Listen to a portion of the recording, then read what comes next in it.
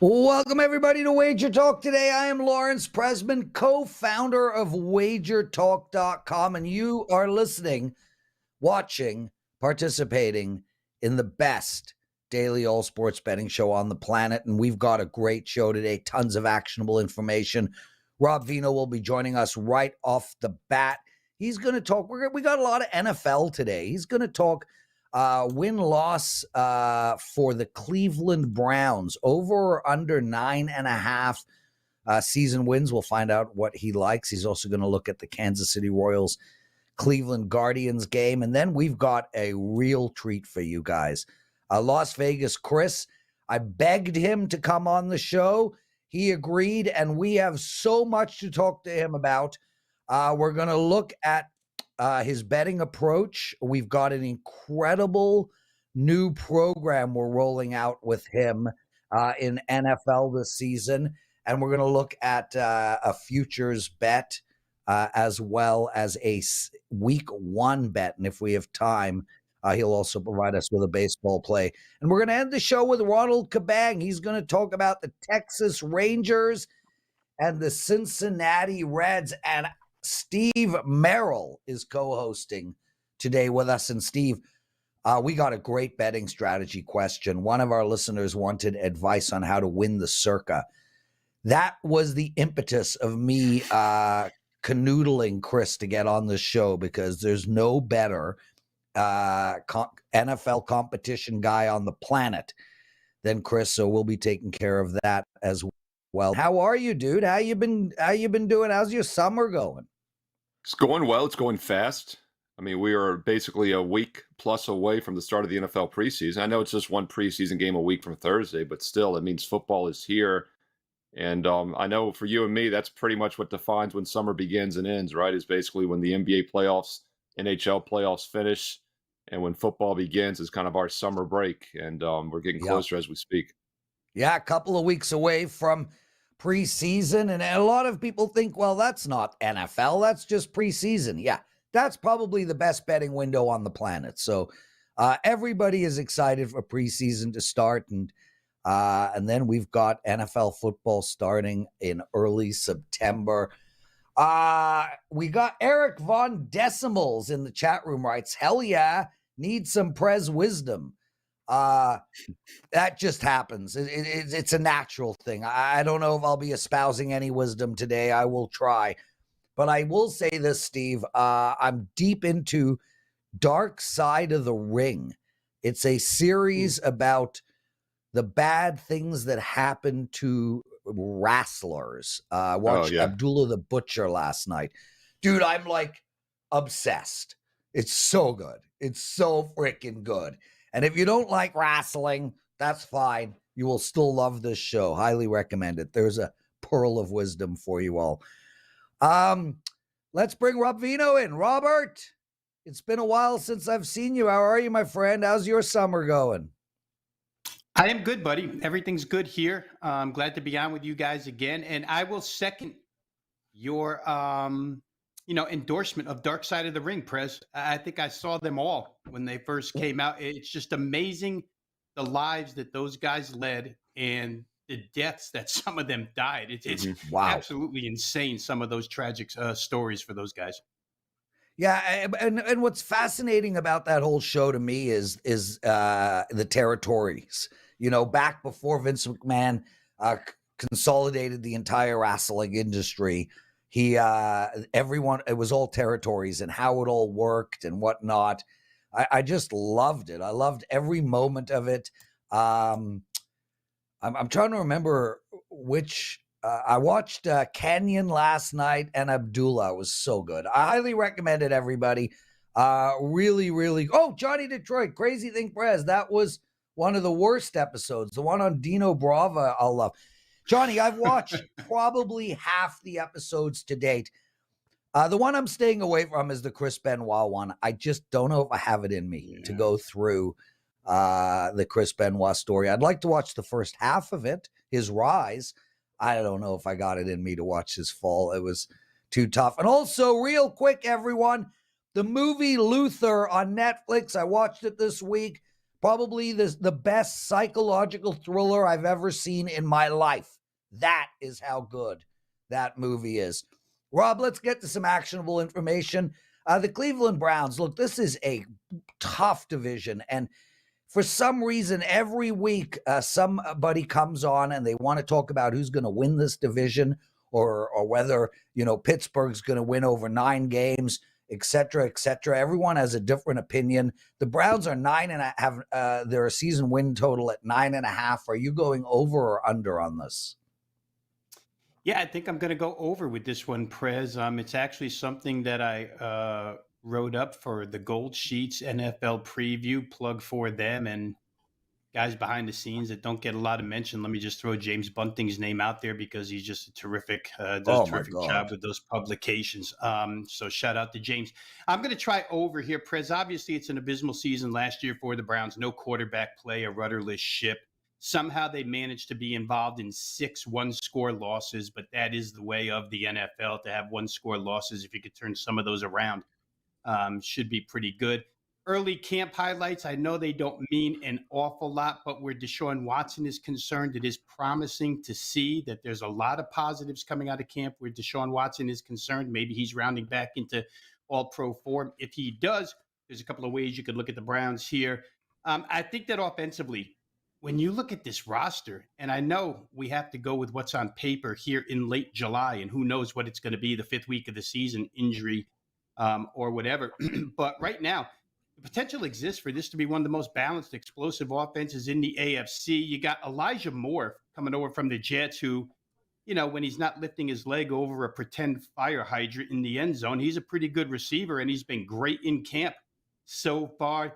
You got Njoku at tight end. You've got Nick Chubb. The wide receiving core as a whole is really, really good. And the offensive line is one of the best. I think Pro Football Focus ranks them the number 2 returning offensive line in the NFL. So I think offensively, they're going to be really good. Cleveland is good on the defensive side as well. We won't get into a lot of specifics other than they acquired Juan Thornhill, free safety from Kansas City, very good football player, and Zadarius Smith to rush the passer.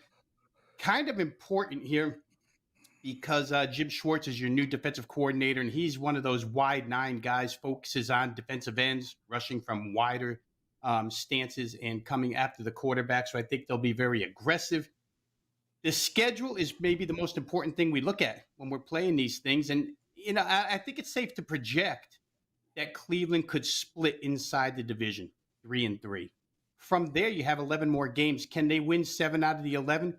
They kind of get the luck of the draw because they play AFC South and NFC West.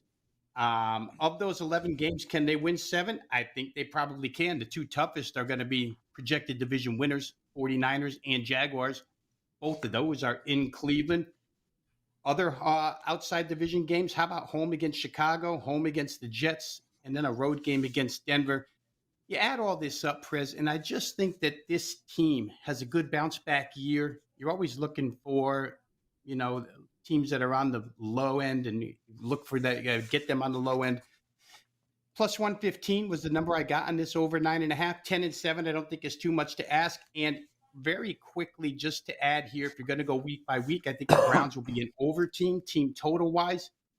And in a world of long shots that do come home, Deshaun Watson's odds to win comeback player of the year, plus 6,000, anywhere between plus 6,000, plus 6,600. So I think I would take a shot there as well.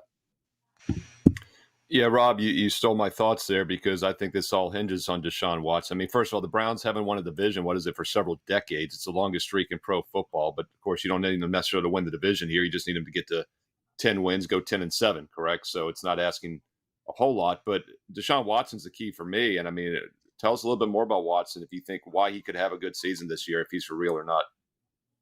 Yeah, I'm kind of reading into what the players are saying about his play on the field so far, Steve, and the coaches' accolades that they're throwing at him. It seems like he's worked incredibly hard in the offseason. We'll get a chance to maybe see a little bit of him in preseason. I don't know how much Cleveland will expose him, but right now, again, with these projections, 6.5 months out, it's difficult to deal with anything other than what we're researching and what is on paper for roster and personnel is concerned. But if he's, 3/4 of the player that he was before he left the NFL for an extended period of time, then they're going to be pretty good because all the other position players around him are excellent. So the Browns roster shapes up with those in the AFC North.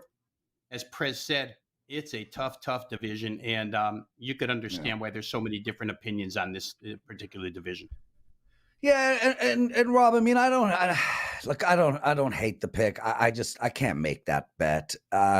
You've come on here, you've told us Browns over 9.5. Last week we had Pittsburgh over 9. We had Baltimore over their win-loss record. We've had Baltimore to win the division. We've had Pittsburgh to win. I mean, it's like there has to be better bets out there than to try to figure out who's going to win this crazy division. And on top of that, I think if Deshaun Watson goes 17-0 and throws 400 yards a game, 3 touchdowns and 0 interceptions, he still doesn't win comeback of the year player.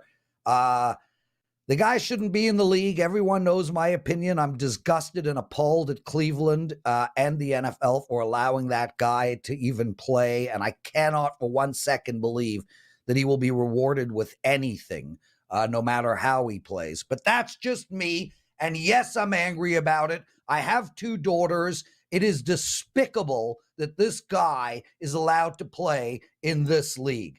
Anyway, irrelevant to betting. I will likely be on Cleveland many games this year and cheering for that. So the Kansas City, Cleveland. You really want to talk about Cleveland a lot today, Rob. Where are we going in this game? Yeah, this is kind of my tribute to Brian Leonard, Ralph Michaels, Jeff Michaels. We're going to go all Cleveland today, guys. It's a low-hanging fruit most days to play against the Kansas City Royals. But I think the reason why I'm here, Prez, is that I'm going to back Logan Allen, the young lefty for Cleveland, who's really been on a solid 3-game stretch. 12 2/3 innings, last 3 games, 6 hits, has not given up a run. 18 strikeouts over the course of those 12 2/3. It's a 0.95 whip and a 0.00 ERA. So you like in baseball, obviously, we like to play on the hot stuff and fade the cold stuff. And certainly Logan Allen at this point in time is really hot as a starting pitcher for the Guardians. He's no more than a 5-inning pitcher, which is why we're going to play 5-inning line here. I think the number's -1/4 now. It was -20 cents earlier today. If you have to lay the quarter, that's fine. In those 3 starts that I just talked about, Cleveland's 3-0. First 5 innings with this guy on the hill. The scores in those games, 2-1, 6-0, 8-0. 6-0 was against Kansas City. So they've certainly supported him with an awful lot of runs. And the Cleveland offense, which was stagnant for the majority of the season, we know baseball goes in streaks because of the 162 games, but they've scored 5 or more runs. 5 of their last 6, 7 of their last 9. All of a sudden they can hit the baseball. Might as well jump in while they're doing that. The Kansas City offense on the other side, 2 runs or less in 6 of their last 10. 2-8 in their last 10 games. I mean, you could pull out any bad record number for the Royals in any subset. 7 games against Cleveland this year. This is interesting. The Kansas City Royals offense, 191 batting average, 255 on base, 293 slugging, and a 548 on base percentage. Absolutely horrendous numbers against the Cleveland pitching staff. Royals' first 5-inning numbers this year, 29th or second to last in baseball, 43-58. 29th or second to last in baseball on the road at 19-31. There's always something that you have to overcome with these plays, Prez. And for me, it would be Ryan Yarbrough, who's the opposing pitcher. Yeah. His start against Cleveland back on July 9th was good. 6 innings, 6 hits, 1 run. So that's the concern here, but that's the only real concern. I'd counter it by saying he'd have to have that stellar performance again. And Cleveland's offense before the break was cold. Now it's hot. A lot for Cleveland to gain here. They're only 3 games out of first place. They've got a week-long schedule of Kansas City and the White Sox. 6 games where they can make up a little ground on the Twins. I'll take the Guardians here. You know, their bullpen was really taxed in that Philadelphia series. So that's why I don't want to go full game here. Don't want to argue anybody who does, but I'm going to go first 5-run line, -0.5, -$1.20, or 25. Yeah, Rob, to put in perspective how bad the Royals are, everybody's talking about how the A's are like the worst team in history. The A's had the most losses ever by June 1st this season. They've already set that record. Yet the Royals are right now just a half a game ahead of Oakland in the overall standings. That's how bad Kansas City is. They're on a pace right now to lose 117 games this year, which would be tied for the third most ever in baseball and the second most ever in 162 games behind Johnny Detroit's 2003 Tigers. And I know Johnny's watching right now, so that's why we're giving him some love. But real quick, Rob, like 30 seconds, who wins this division? Cleveland right now is in the running with Minnesota, one of probably the worst division in baseball. Minnesota right now is 3 games up, so it looks like they're maybe pulling away. Do you think Cleveland has a chance to win this division still? Yeah, obviously trade deadline will have a lot to do with it, Steve, but I do think Minnesota is the better team, so I'd pick Minnesota at this point in time. Rob Veno joining us, everyone. 192 of you guys in the chat room. Only 36 likes. Rob needs at least 50 to feel good about himself. He's very insecure. Subscribe Rob, what do you now. got to promote? Let's promote a 4% best bet on $9 Monday in Major League Baseball. Up and available right now, WagerTalk.com. Go ahead and get it. The baseball season has been fairly good to me. So once again, 4% best bet up and available right now. $9 Monday, WagerTalk.com. Steve Merril. Normally we do What Did Bettors Learn today, but we are running a little long. Do you have something super good, or should we move on to the next segment? No, I will defer. I will defer to Las Vegas Cris, and we're going to do the better strategy segment question. Kind of tells what we're going to talk with him, and maybe we'll have a little extra time to get his baseball play as well. So I will graciously defer to the man, the senator from Las Vegas. Yes, Las Vegas Cris joining us, everyone, and man, we are excited to have you, brother. Guys, in all seriousness, and Cris, stop me if I'm waxing poetic here, but Steve, I don't know if you know this. These are like just a snapshot of Las Vegas Chris's records over at Wager Talk. Number 1 all-time in NFL profit, period. Over everybody, over me, over Gianni, over Jimmy Adams, over you, over Teddy. Number 1 all-time in NFL spread selections. Number 1 all-time in NFL parlays. Number 3 all-time in NFL ROI. Number 3 in NFL teasers. Number 4 in money line selections. Number 5 in parlays. Wins pretty much, cashes in pretty much every competition he does in the NFL. An incredible guy and probably the savviest bettor I know. Cris, did I miss anything there? Well, it's nice to be back. I haven't been anywhere in 6 months, so this is my coming out party to rejoin media. So you guys are at the top of the list. So nice to see you guys. No, I don't win every contest. It's very hard. I get very lucky. So you have to be lucky with those. Yeah, I mean, of course, right? But you're the best at contests out of anybody I know, and the best in NFL. Cris, we're gonna have a lot of people are new on our channel and they don't know who you are. You haven't been on the show in ages. Tell us who you are from a betting perspective and your betting approach, because I mean, you put more bets down than most of us. You're very active. You search for lines. You understand value.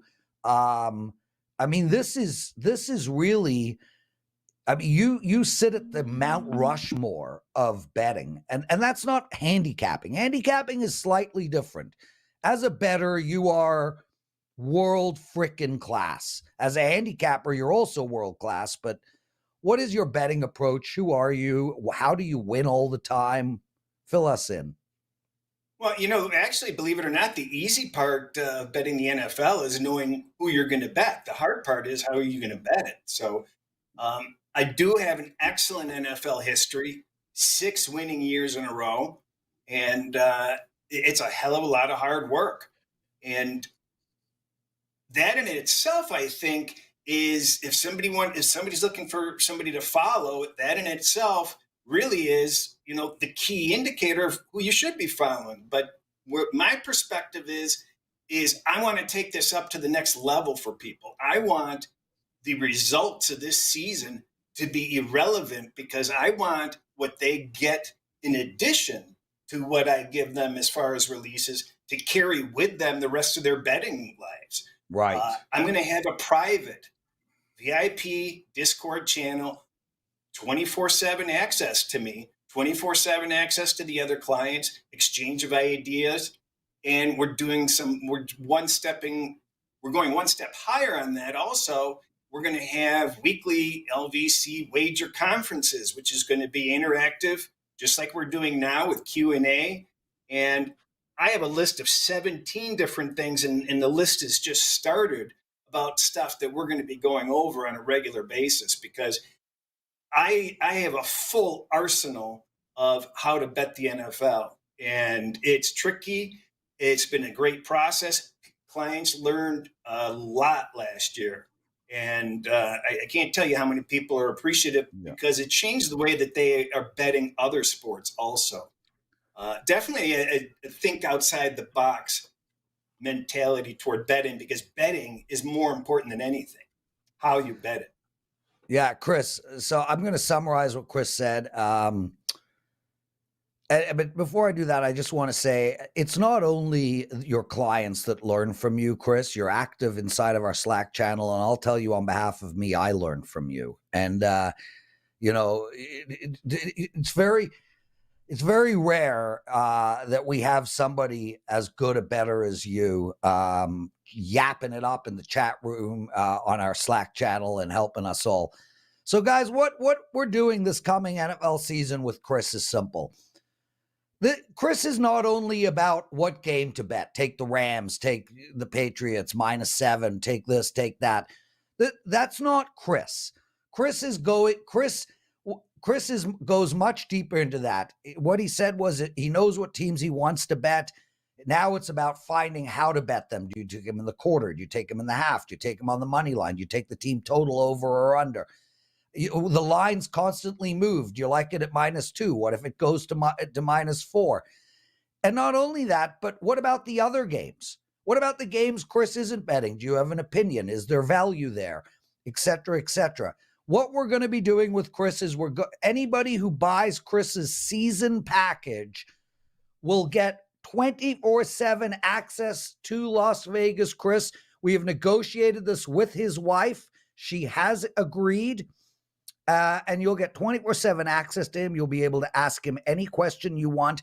He will be fully involved in helping you navigate the line moves, the marketplace. He'll tell you where the line's going to go, when, and this is important, when to make the bet. You might like a bet on Sunday night. When do you actually lay that bet down? I've read Chris's analysis. Sometimes he'll put a play up at 2% on a bet, then the line will move and he'll add another 2% or he'll detract 1%. This is the most comprehensive, cohesive NFL program we've ever done at WagerTalk, led by literally the greatest NFL bettor I know. This is worth the money. Don't miss out on Las Vegas Chris's package, his season package. We expect hundreds of you guys involved in this program with Cris. It is, literally, think about your relationship with your stockbroker. You don't have one. Well, we're trying to change that and show you how the mindset happens, why Cris thinks the way he does, and you will be able to use this information for the rest of your life. Get his season package. Okay, enough. Cris? No, there's one more thing. Oh, more. Reserve next Monday, the 31st of July. We're going to have a all access, anybody welcome to join, informal wager conference like we're having here, where I'm going to broadly go over a lot of the details of what's included. And whether you're a client or not, you're welcome to ask questions, welcome to participate. And I think that's going to be very interesting. There'll be something to learn there regardless. So don't forget about that next Monday, sometime in the afternoon. Yeah, guys, we are going to go to 12:55 today. We still have Ronald Cabang coming on. I absolutely implore you guys to look into this. The bottom line is, if you want to be a quarterback in the NFL, you want to be Tom Brady. If you want to be a singer, you want to be, the lead singer for Marshall Tucker Band. Oh, what a voice. If you want to be an NFL bettor, you want to be Las Vegas Cris. So take advantage of this package and this program. Steve Merril, get some actionable info out of him, would you? Yeah, well, first of all, actionable info for everyone out there. Once again, next Monday, July 31st, as Chris said, it's a great way to get your feet wet, see if this is right for you, because I think it's a fantastic idea. And, you don't have to risk anything. Listen to Chris. Go in on that little conference call next Monday. More information at WagerTalk.com to come this week. And Chris, let's put some of the action here behind your actual process here. And we're going to look at a week one play in a moment, but I wanted to look at a futures play from you. We've talked a lot over the last couple of months about approaching futures. The one negative is that your bankroll is tied up in the NFL, for 6-7 months at least.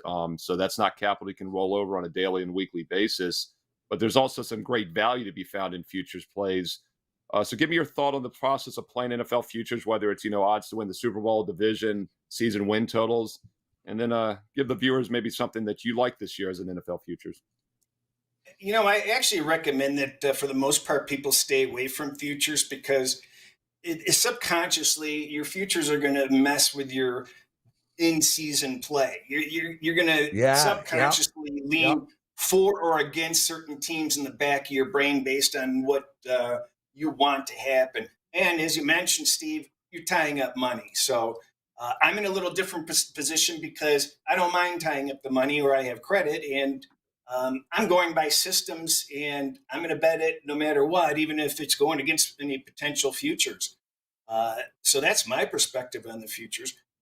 I do kind of like Rob's look at Cleveland over possibly. I think, as he mentioned, that whole division's really stacked. Pittsburgh is a little bit better than people realize. I think Cleveland can be a lot better than people realize. And Baltimore, I think, is going to be a lot better.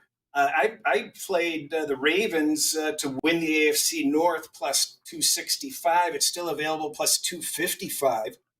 I think things are going to be tough on the Bengals.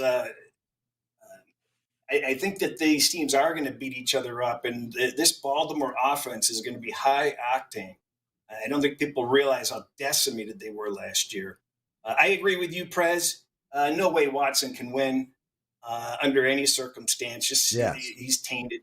And I've got a similar type bet, a long shot bet on McCarthy to win Coach of the Year at 50-1. He's not going to win it, but for a team that possibly could get the number one seed, if he doesn't look like the buffoon he normally does, then people will kind of think of him as, a comeback Coach of the Year type of guy. And at least the odds are certainly better than 50-1. Yeah, I agree with you, Chris. That's a big name guy who it's basically the comeback angle, and I think that makes a lot of sense. Those odds should be less than 50-1. I agree with you there.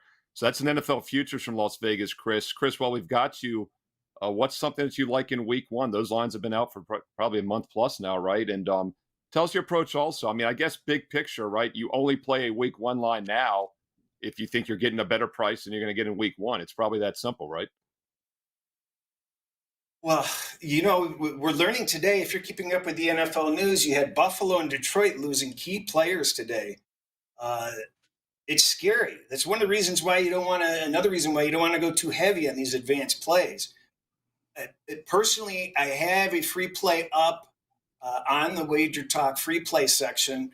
I like the Rams plus 6 week one, just because, people think that it's gloom and doom, but you don't have McVay coming back, Stafford coming back, unless they think that something can happen with that team. They have no depth, so they can't avoid the injuries and do well, but they're not going to play in preseason. This should be a normal, ready-to-go team week one. And Seattle kind of, had a lot of falling metrics towards the second half of last season. They may not be as good as people think they are. So I think giving the Rams, considering the Rams played with 2 third-string quarterbacks both times against Seattle last year, and they were both 3- and 4-point spreads, getting plus 6 or 5.5. I would wait. I wouldn't bet it because it fell below 6. But if you get a 6, take the +6. But I like it all the way to +4. Yeah. Las Vegas Cris joining us, everyone. One word, MLB bet for today. One word. We've been really good. We're 70% on our last 33 baseball plays. We're up almost 50% since second week of June. I know we're short on time. We're in the Baltimore Orioles today. Philadelphia's kind of, trailing, kind of falling apart a little bit, and Baltimore's improving. We're on the Orioles today. Yeah, I worry about the Orioles today after that emotional series against Tampa Bay. They won 3 out of 4. I think the Orioles win the series, Chris, against Philly. I don't know if they win tonight. We're not on the same page there, but you're so much better than me. So I will lower my bet. Okay, guys, it's time for the betting strategy segment with Teddy and the Prez. It is going to be Chris and the Prez today. Any advice on how to win the Circa, or frankly, any competition? I can't remember who asked me this question. It was put up in the comments section, and it is such a great question. Chris, I bring you in, and let's just start by saying that you are probably the best at these contests out of anyone I've ever seen in my life. Currently, 3 consecutive years of major contest wins or cashes, including a 2nd, 5th, 20th, and 31st place finish in the Circa Millions. It's unbelievable how consistently good you are in these contests. To let everyone know, Chris has a 10-video series up on his YouTube channel that discusses content. Tell everyone where to find it, and also give us a summary of those 10 videos and how people can really attack these contests, specifically the Circa or the Westgate. Well, there's a playlist on my YouTube channel that says contests, and it's just 10 different videos where I discuss contest strategy, and each one is a little bit different. So if you're really serious about it, you're going to learn something that I didn't say here and didn't say there. Quickly, just to offer some the keys that people need to consider. If you're thinking about the money that you're putting into the contest, don't get in the contest. The money is gone. And if you think about the money at any point, you don't belong in the contest. It's like putting gas in your car. You're never going to see it again. Chris, it's how I feel about playing poker. The second you buy that tournament ticket, the money is gone. And it's also how I feel about private equity deals.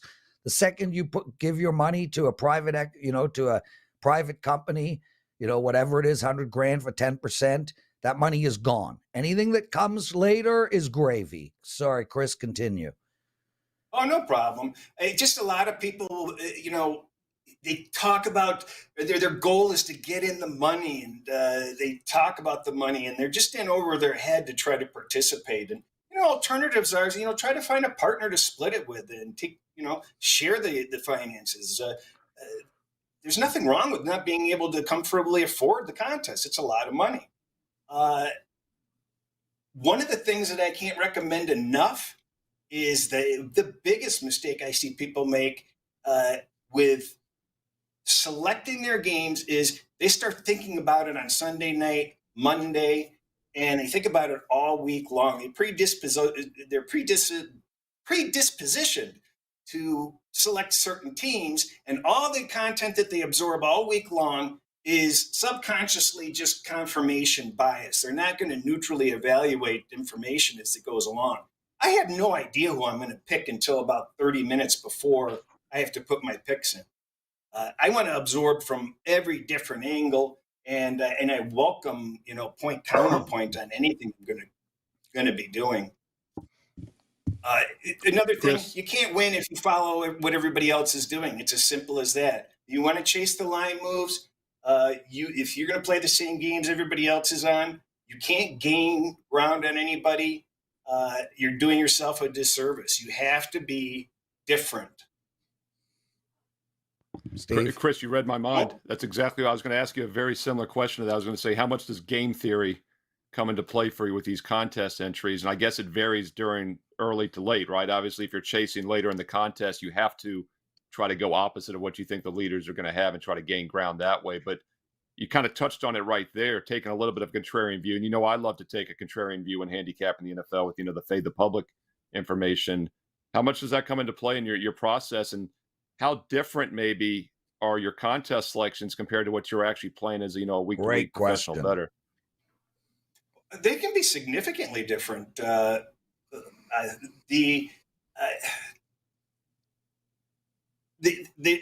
contest strategy is entirely different than what you may bet. But also what's really overrated is using contest strategy.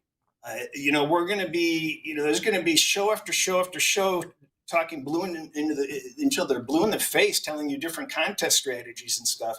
And honestly, Steve, it doesn't come into play all that often.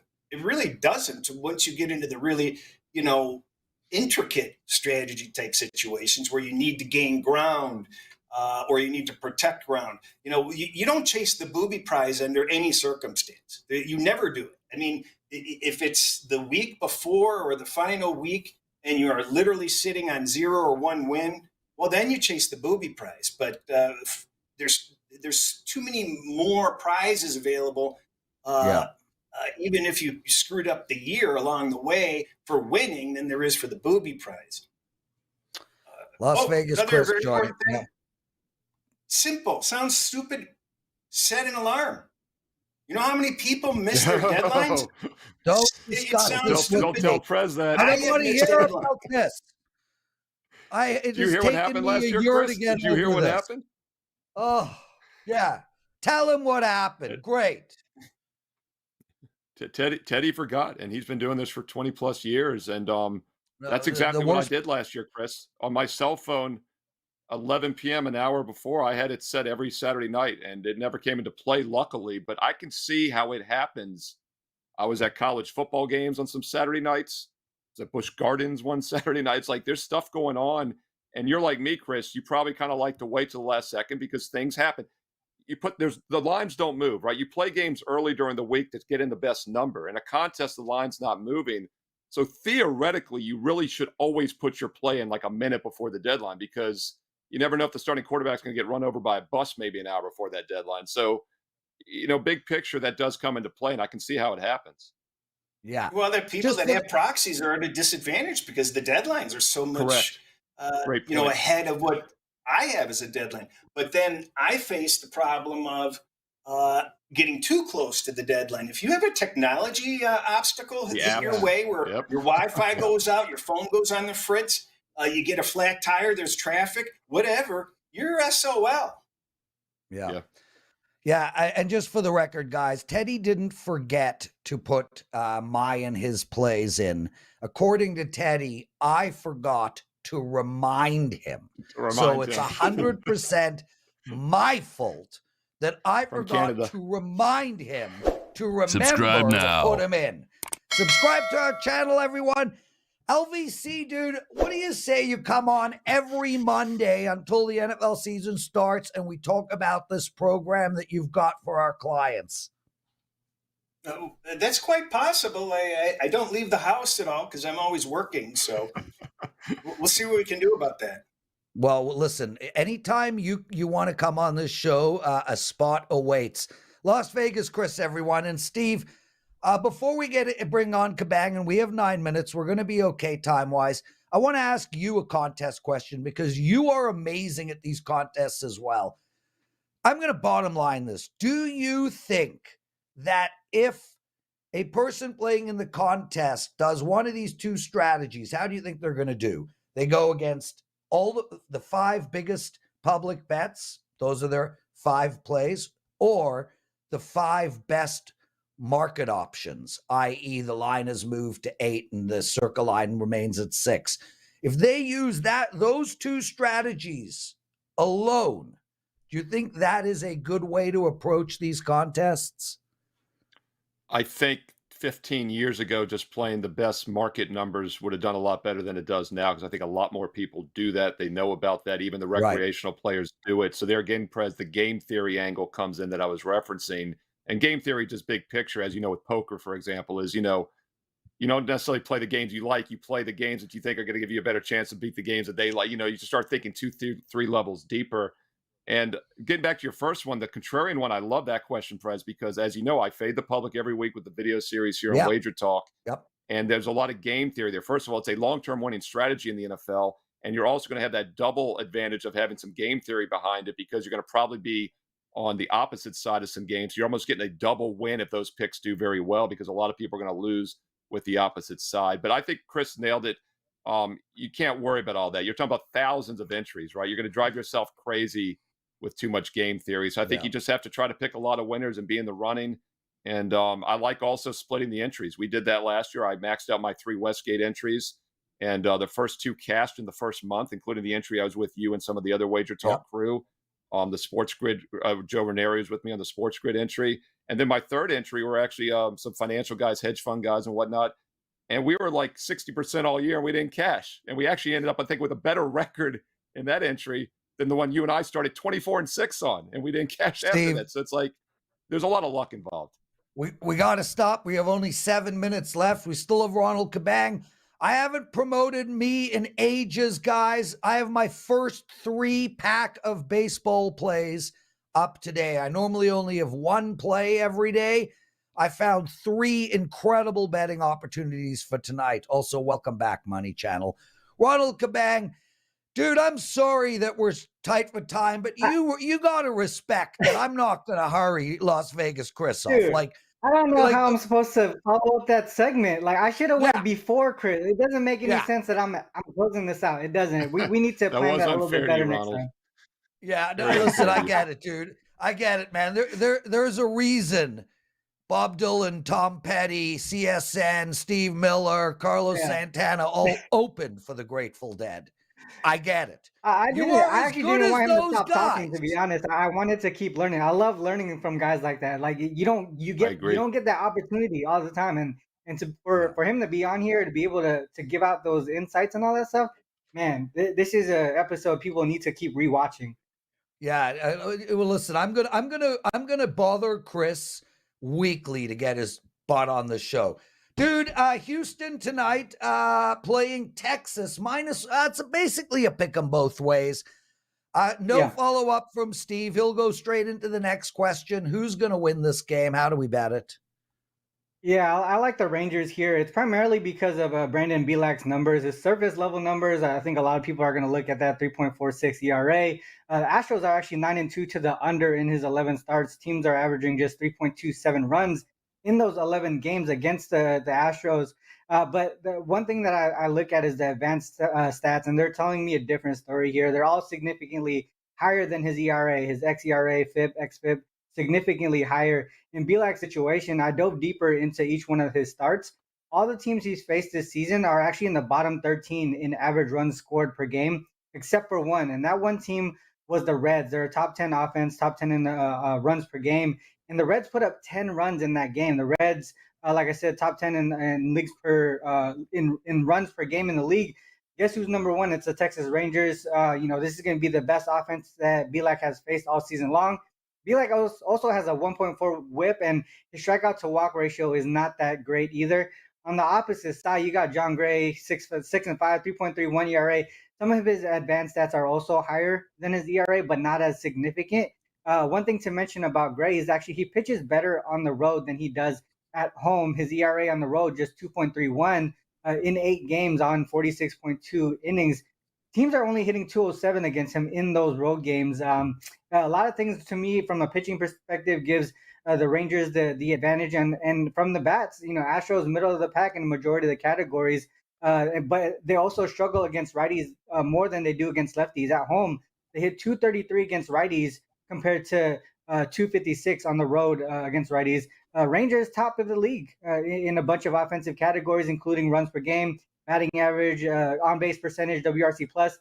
They also hit righties on the road pretty well, 255 there. Also, fourth in BABIP as well. There are a lot of things pointing towards the Rangers there. You can even look from a trend perspective. They start off series really great on the road, 10-5 straight up.